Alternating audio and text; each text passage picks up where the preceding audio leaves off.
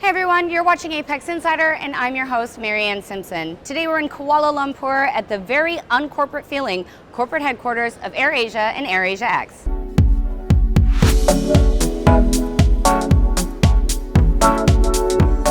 All right, so Tony, thank you so much for having us here today at RedQ. Pleasure. What an amazing space. Well, we love it. I love it. It's an evolving process. I've caused a lot of headaches because I keep changing things, but yeah, people are happy here. So much so that when I told some of them we're going to move out into town, which I've Already? generally, You just moved in. well, we're just growing in the .com business. Yeah. No one wanted to leave.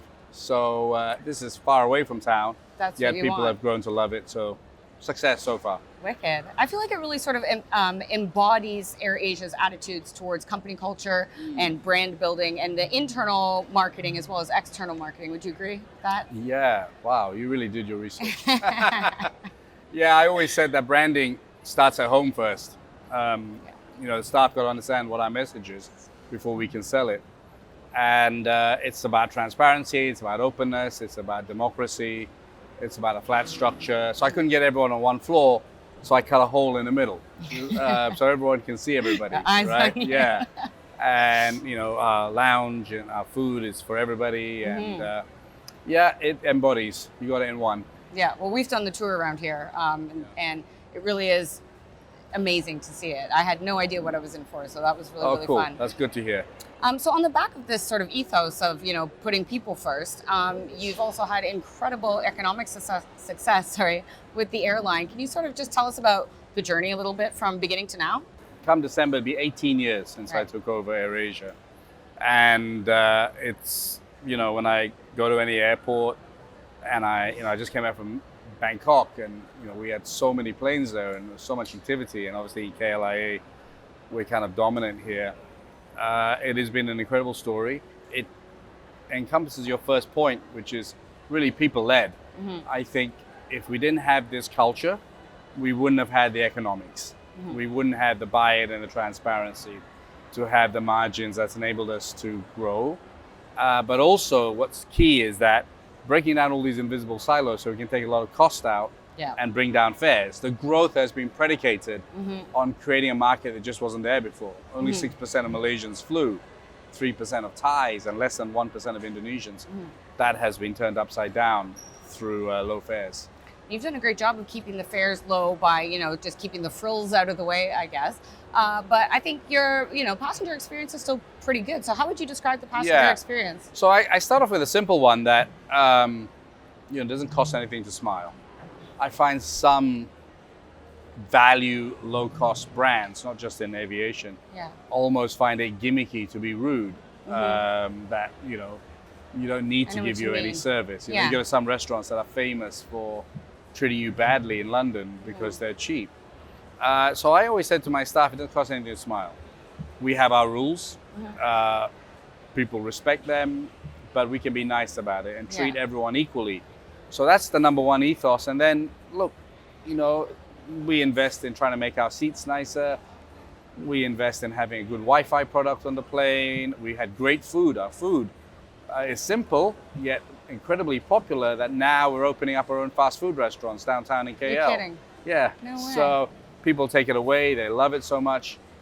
I just thought, we've been surrounded by American fast food brands. Why don't we try a Southeast Asian fast food brand, ASEAN brand? We're opening our first one in December, and we just, I took a tweet of the building, and the response was unbelievable. So you're right. Low cost doesn't mean low quality. It's just high efficiency and taking out things that you may not have wanted and giving you an option to pay for it. Awesome. Okay, let's talk a little bit about your vision for the future of the company now. It's a complete paradigm shift, isn't it? Yeah, I don't want to be an airline forever. I want to be more than an airline. I want to be a transport mobility company that transforms into an everyday life. I take it from my staff, right? What I've provided here, you can almost live here. We have sleep pods, we have a kindergarten, we have hairdressers, we have gyms, we have basketball courts. You name it, we've got it. And so I suddenly realized that, AirAsia actually, with some of my other companies, insurance company, mobile phone, actually play a large part in people's lives, as they have done in the workforce. So we're going for this transformation in trying to be, first of all, an online travel agency, and then onto an everyday app, and be relevant to people. Not easy, but then it wasn't easy to start an airline with no money, no experience from the music days. One of our big pluses, well, two of our big pluses, maybe three actually. One is kind of linked to the other, is that we have a huge amount of data. Right. We have a positive data acquisition model vis-a-vis many of the tech companies that have to give away promos, have to spend a fortune in acquiring customers. Right. We have 100 million people flying with us. We have 60 million unique visitors to our website every month. And second, we have a very strong loyalty program, which can be a currency. So the third being a business that actually makes money as opposed to draining cash. But one and three are really linked together. So I was going to say, I really liked the way that you are using the airline and using the airline data to acquire customers.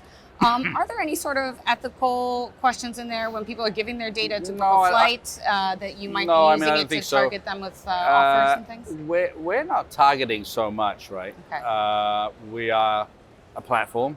You come onto the platform. You have the option of using other things on the platform. In terms of targeting, yes, there'll be a little bit for sure.